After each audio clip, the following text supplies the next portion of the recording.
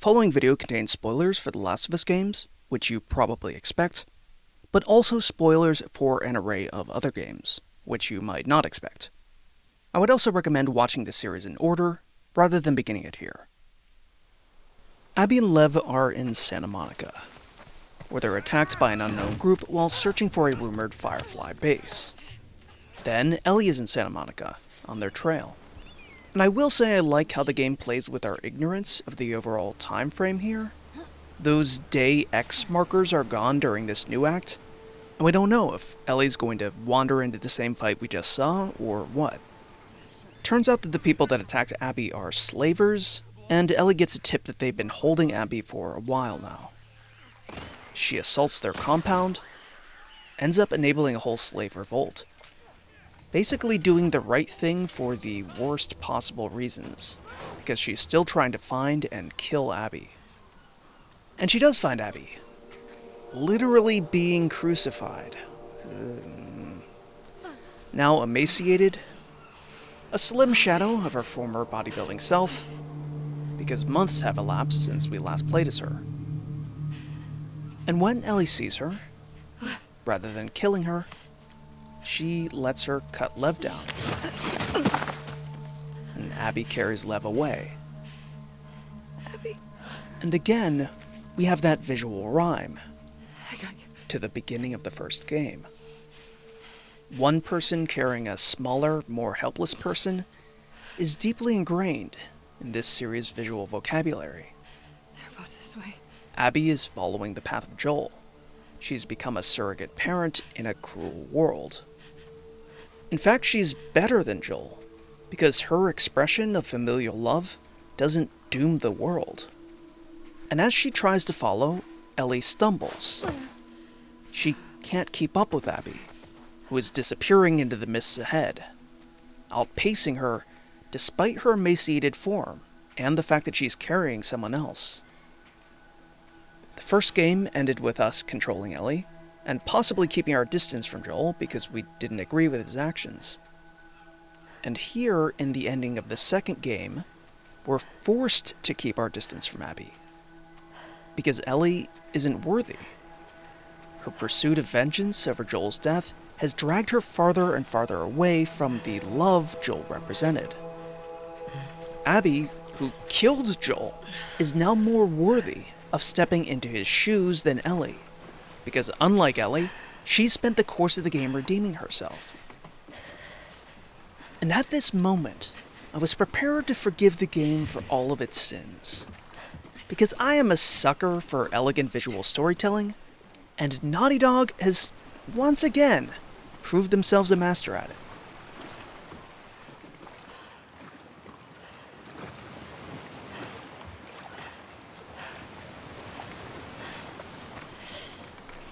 That's it, and walk away.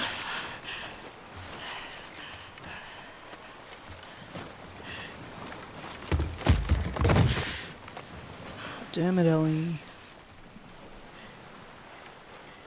God damn it. Oh, God. Oh, God damn it. God damn it, Ellie. God damn it, Ellie. So, Ellie couldn't read the game's visual symbolism, and she's still determined to fight Abby to the death. I can't let you leave. Abby refuses, because she's done with this shit. I'm not doing this. Because she has much better writers than Ellie does, apparently. I'm not gonna fight you. Yes, you will. So Ellie forces her hand by threatening to kill Lev, the one true innocent in all of this. He's not a part of this. You made him a part of this. So Ellie gets her desired hand-to-hand boss battle. And it's marginally better than the other two hand-to-hand boss battles in this game, because at least it does us the courtesy of locking the camera onto Abby, which the other boss battles for some reason did not do, making them very awkward to play. But it still feels awful. And believe me, I wish I was just saying that it felt awful in an emotional sense. But no, it also feels awful from a control standpoint, because Naughty Dog insisted that everything be mocapped and realistically animated, which looks great in the footage, but feels so sluggish to control.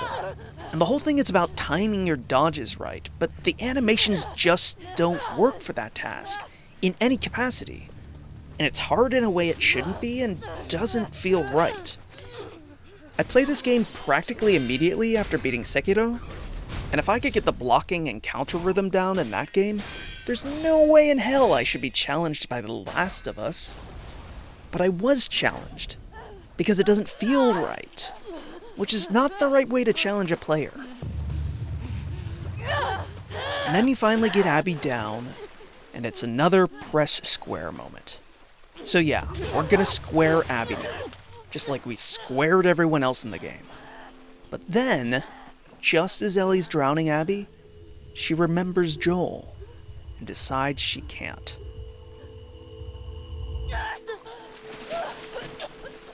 She lets Abby go and returns to the farm.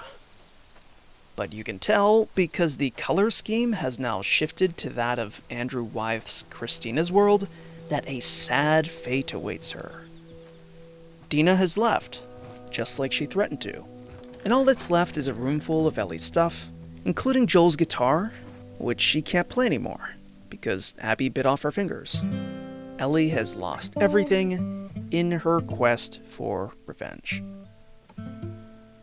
A weird pattern emerges when I think about the parts I don't like in Part 2, that leave the worst taste in my mouth and crystallize everything I dislike about the game. It's the press square moments. Press square to torture Nora to death. Press square to murder Abby. These moments seem specifically designed to fracture our allegiance with Ellie, to make us resent having to play a part in the game's narrative. At first glance, it's odd.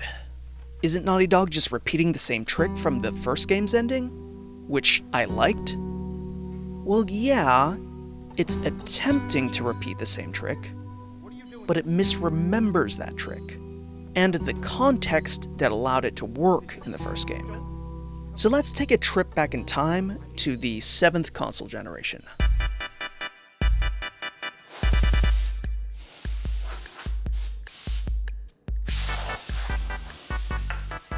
Moral decision-making between binary options has a long history in video games, particularly in role-playing games. Some historians name Ultima 4 Quest of the Avatar as the first game that implemented consequences for these sorts of binary choices, so it's safe to say that it goes back at least to 1985. It remained a popular part of CRPGs for decades, and it gradually saw more widespread adoption in the 2000s. BioWare began making games for the Xbox, exposing more players to their guns and conversation model. David Cage started making games, for better or worse. And eventually, by the 7th generation, dueling button prompt, Paragon or Renegade, gain or lose karma moral choices were everywhere in games. And a lot of what this era produced was bad, because it made no attempt to explore what motivates characters. Evil in fiction is compelling only insofar as we can understand and even sympathize with the motivations of those who enact it, even if we ultimately reject their worldview. Blowing up a city is certainly evil, but if it's done for no reason, it's not interesting. Games such as Spec Ops: The Line and the first Last of Us can be understood as an attempt to course correct from this sort of facile moral choice in games. Both games are linear experiences with highly authored narratives. They may use small choices and playstyle as a way for players to engage with the overall themes of violence, but in the end, they railroad their players into taking certain morally reprehensible actions. They deliberately abandon any pretext of player choice in these moments. But the trade-off is that they're able to speak much more directly to the motivations of their central characters, giving them coherent psychologies. Even if we're repulsed by Joel's actions on a purely intellectual level, on an emotional level, we understand that his actions at the end of the first game are in keeping with his character. That was the trade-off a game like The Last of Us offered. Instead of facile, unmotivated choices that don't connect into any larger worldview, it gave us a linear experience, but one that actually illustrated a character's inner emotional world. That is the benefit of its chosen format.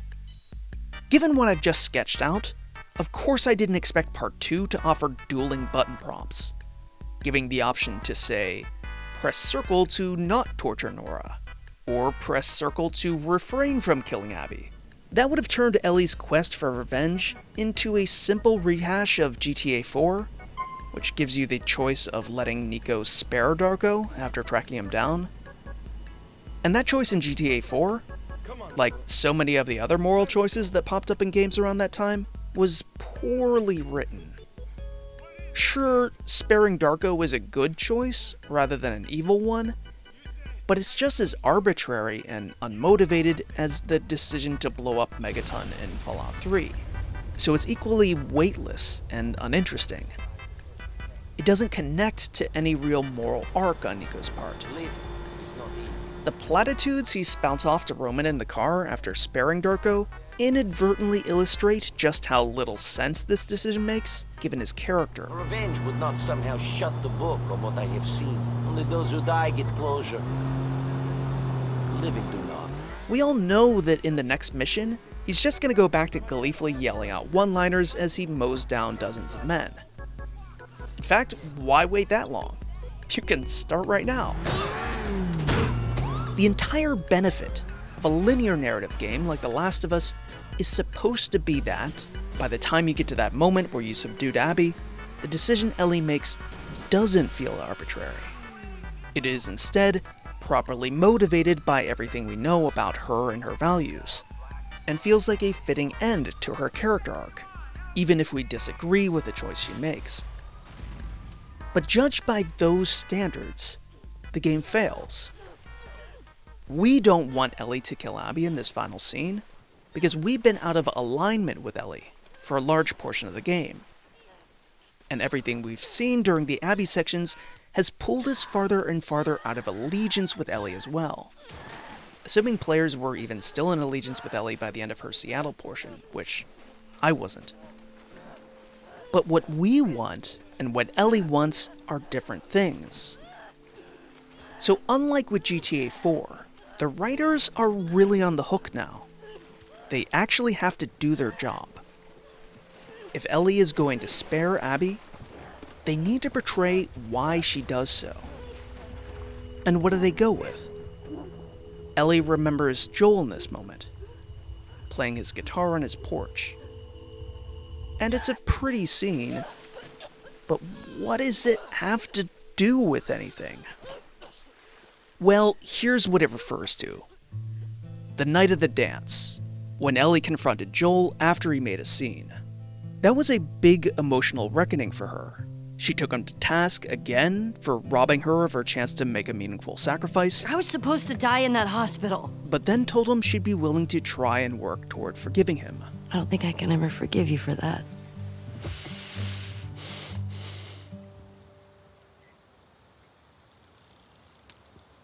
But I would like to try.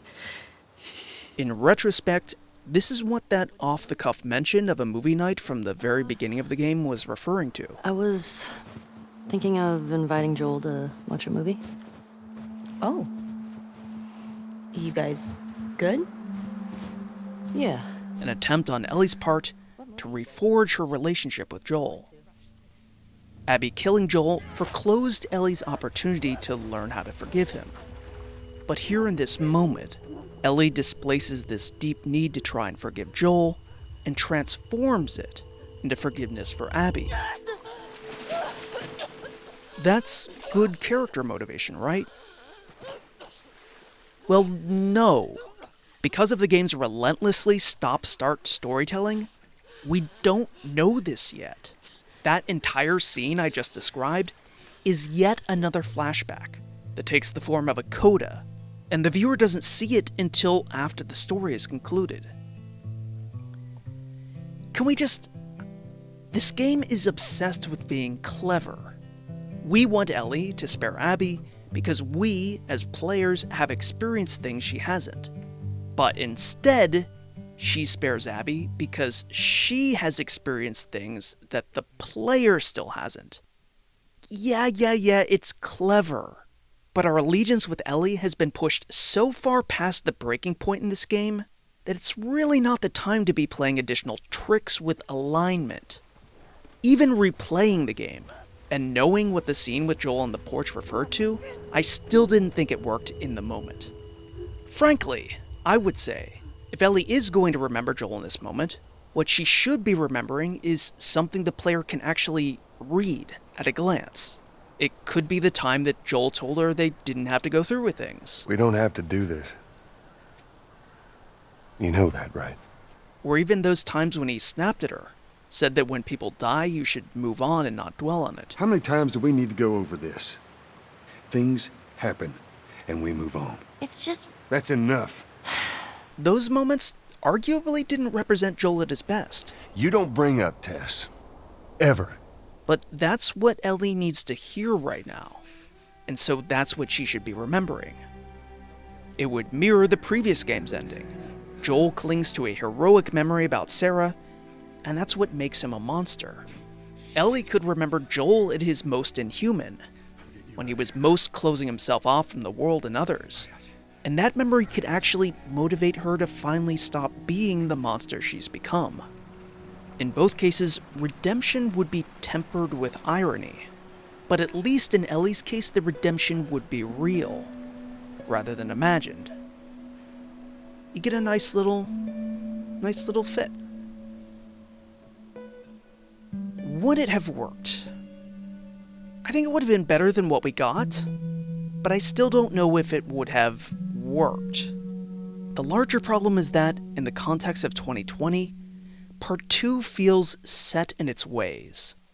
The first game pulled off the trick of forcing players to take a certain action better than its immediate contemporaries, but it can't hold on to that glory forever. 7 years have passed between. 7 years packed with some really great games, and an expansion of the medium's vocabulary. Part 2 is stuck playing the same old tricks. Let's look at some of the developments Part 2 ignores. And yes, this is largely an excuse to talk about some games I like, as a treat. Writing a linear story is not the only way one can explore motivations for evil in a video game. You can also use gameplay itself, giving player choices in-game consequences as a way of deepening the moral connection between players and characters. If you make being good harder, you might inculcate a ruthless moral pragmatism in players. After all, what good is evil unless it's enticing? And evil is practical. Ah, yes. Evil is practical. The first BioShock game tried this, with the act of saving the sisters incurring a penalty in your ability to gain Adam, but then they diluted this design choice by adding alternate sources of Adam if you save the sisters, and overall there's just too much Adam in the game. You rarely make interesting choices about how to spend it.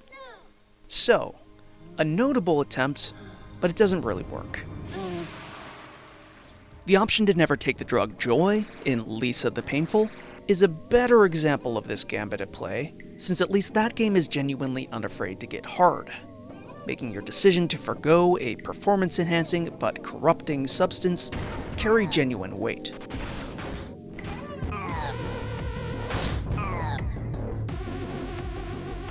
And then you have even more radical examples, like the Dishonored games, which give you the Clean Hands achievement for playing through the game without killing anyone.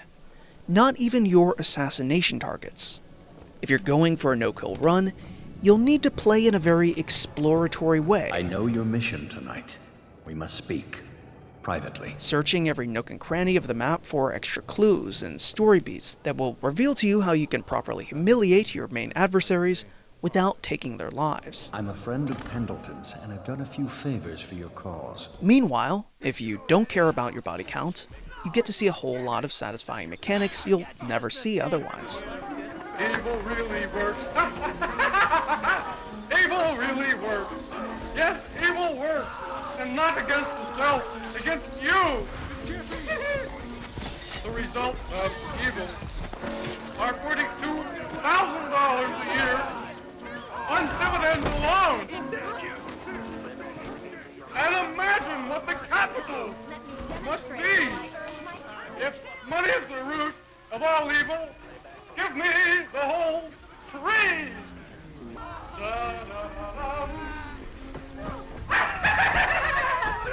Evil works.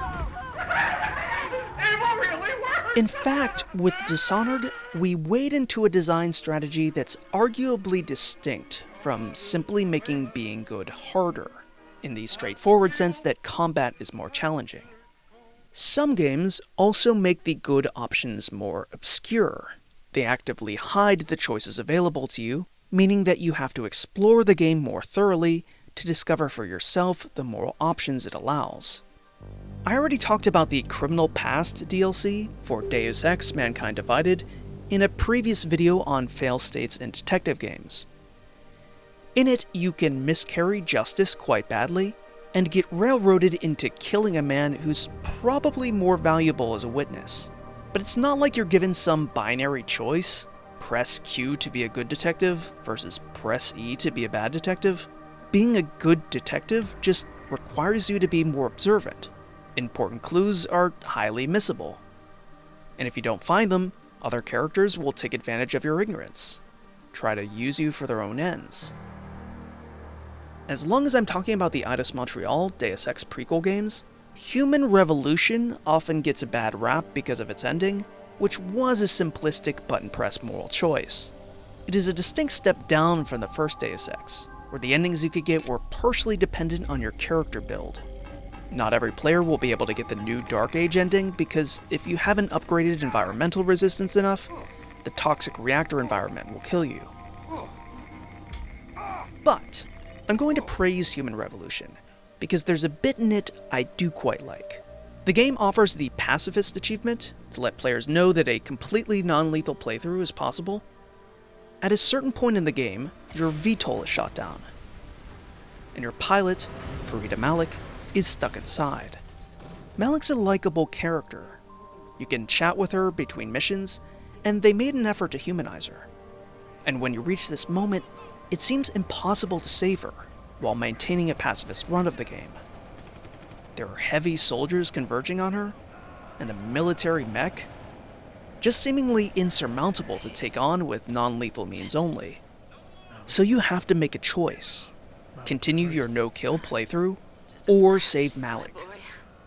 If you stick to the shadows and don't kill anyone, Malik dies after about a minute or so of this onslaught.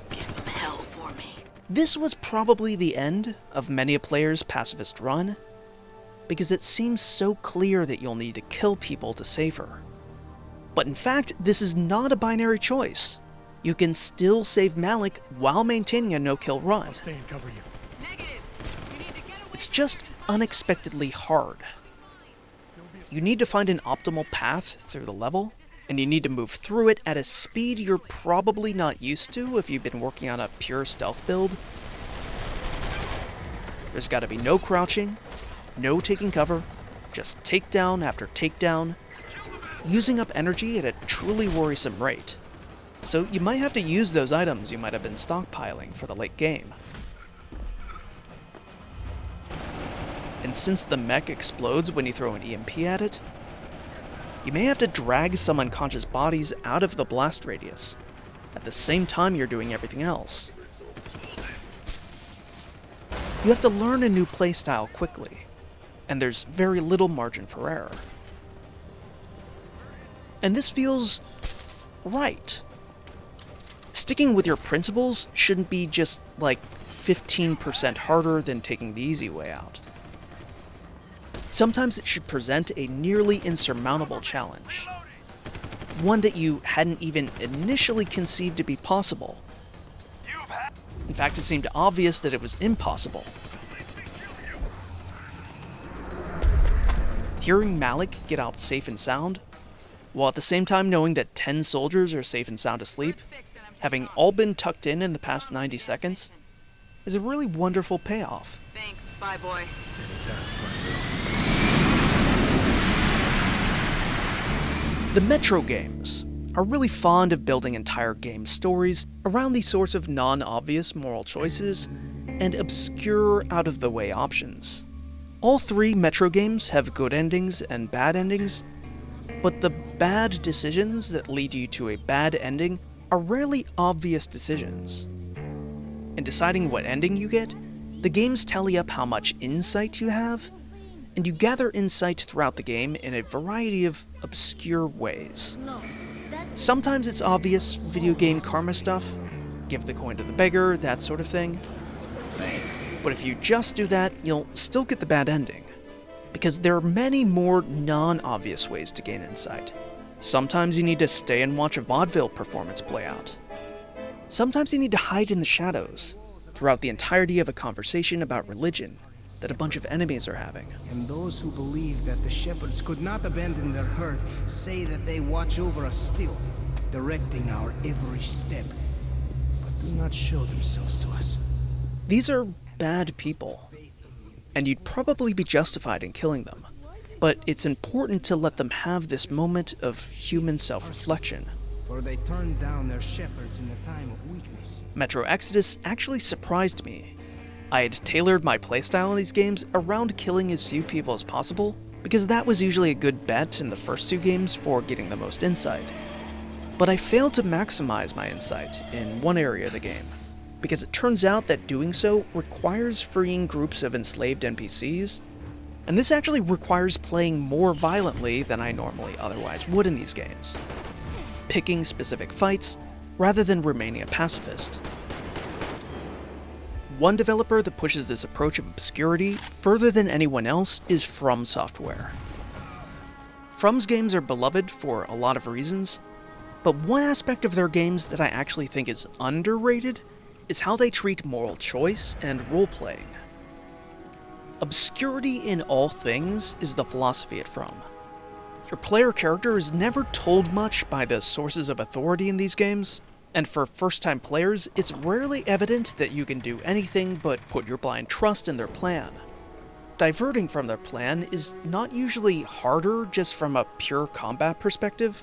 Combat's going to be hard in these games either way, but it does require an obsessive commitment to exploration, to returning to previous areas after certain events have passed, finding hidden areas, talking to hidden NPCs, hearing hidden conversations. And even after all of this, once you've revealed the additional ending options for Bloodborne or Sekiro, it's still not clear that the new path you've set for yourself is better or worse than the standard path. You always have an incomplete picture of a complex and perhaps irredeemable moral universe, but at least by discovering more options beyond the tasks you've been assigned by others, you are actually making a choice, rather than just doing what you're told. Oh, good hunter. And arguably that's morally preferable in and of itself.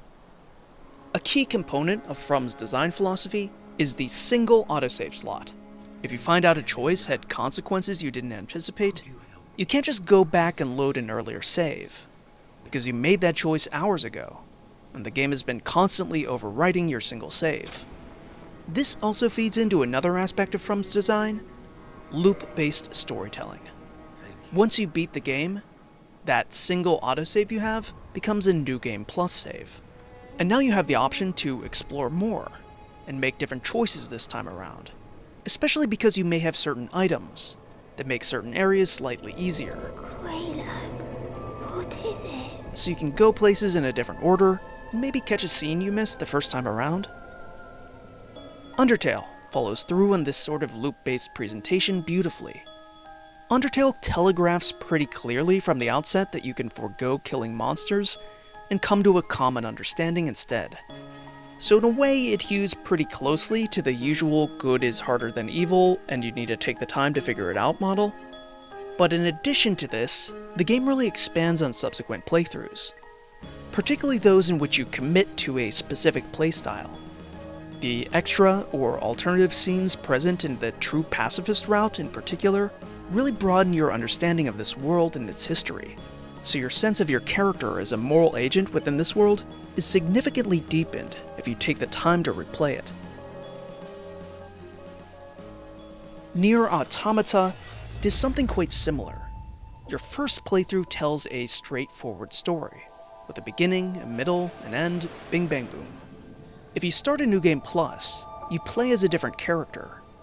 And although you're mostly just repeating the same story, you see a different perspective on everything. And eventually, there are some major revelations that the moral universe of this story is quite different from when it first appeared. And you should be questioning what you're doing. And in fact, you probably have in the past, but your memory's been reset. What path will you take? It's up to you to decide. And who's to say that this isn't all a loop, and you'll be reset again afterwards?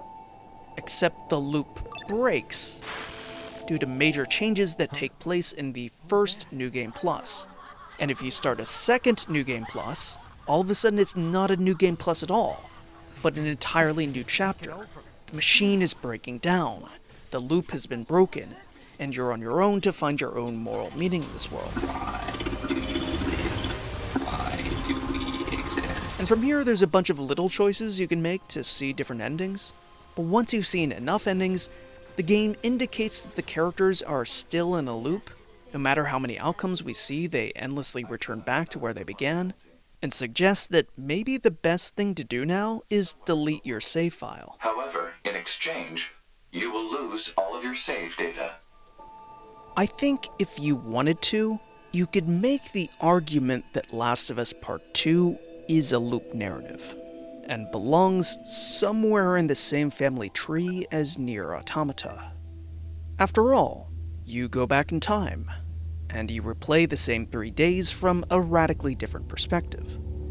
It's superficially similar, but Naughty Dog doesn't actually commit to the form. Although Part 2 is told in a non-linear fashion, with flashbacks and shifts in perspective, it ultimately presents a single canonical narrative thread, one that comes to a definitive terminus after you play through both Ellie's and Abby's scenarios. Although not all players are going to see its ending, because some of them will undoubtedly get sick of the game before finishing it, it doesn't provide off-ramps and false endings in the way that NieR Automata does. After all, sequels are at stake. For all I know, Sony themselves may have insisted on a single canonical ending, with no hidden trickery.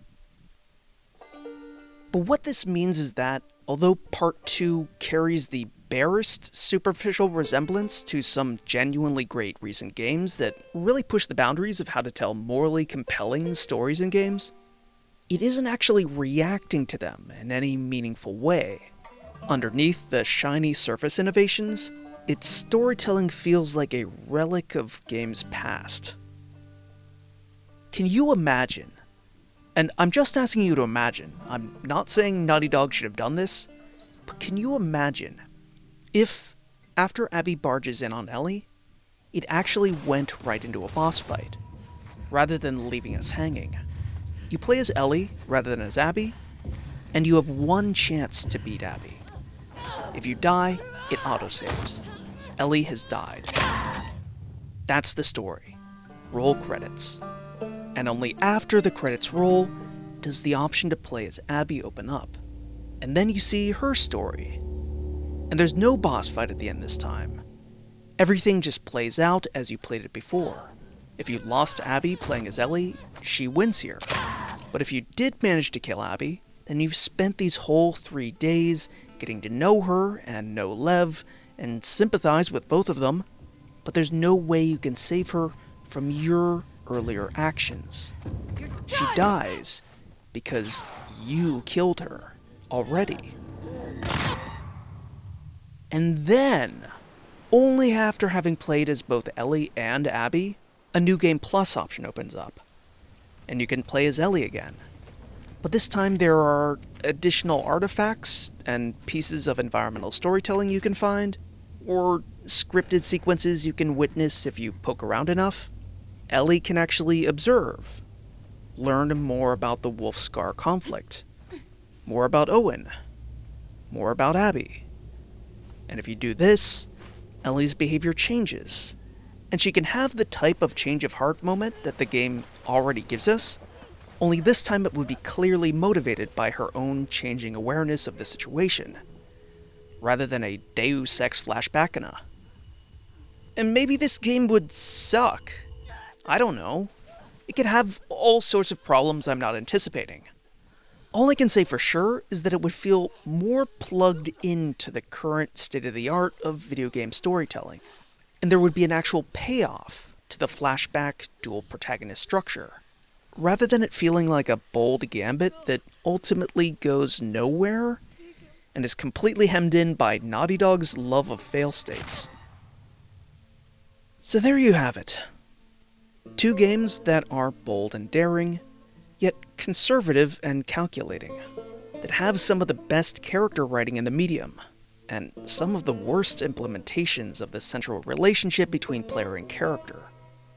I warned at the beginning of this series that I have a multitude of reactions to these games. I've tried to keep the praise and criticisms separated out for rhetorical purposes, but now we're here at the ending, and I'm trying to wrap things up, and it all dissolves into a bundle of contradictions. I love these games for what they try to do, and sometimes they even succeed at it, but not always. And frankly, it's a disservice to the medium to pretend otherwise. I don't think any critic who is seriously invested in the future of the medium should shy away from Part 2's flaws. It's innovative, yes, but other games succeed where it fails, and those games are actually more deserving of our attention than Sony's massive behemoth.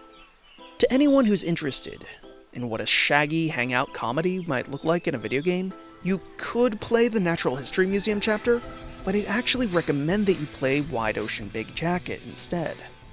If you're interested in flashbacks in games, and how to structure a narrative in which we know more than our player character, play Rainswept or Lorelei.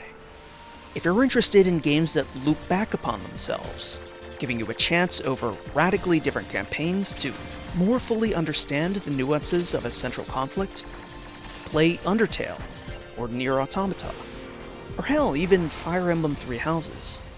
If you're interested in a game in which the 2 protagonists come in conflict to one another and fight at the end, play A Way Out. When I first played it, I found it to be a somewhat awkward attempt at a co-op Uncharted, but in hindsight, it's actually much more successful at staging conflict between dueling protagonists than Part 2 is. If you're interested in a game that fully explores the inner mindset of why a character makes the choices they do, while also giving you, the player, the agency to make those choices, play Disco Elysium. You're about to cry because you lost your gun, and those children are going to shoot themselves with it. If you're interested in games about LGBTQ characters, well, good news. You have literally thousands of other options. Many of them actually made by small LGBTQ creators. And that's about all I have to say. 26,000 words on the subject of The Last of Us. It's about all I got. Thank you, in all sincerity, for sticking with this series. For anyone who did. Keep playing, keep thinking, and stay safe out there.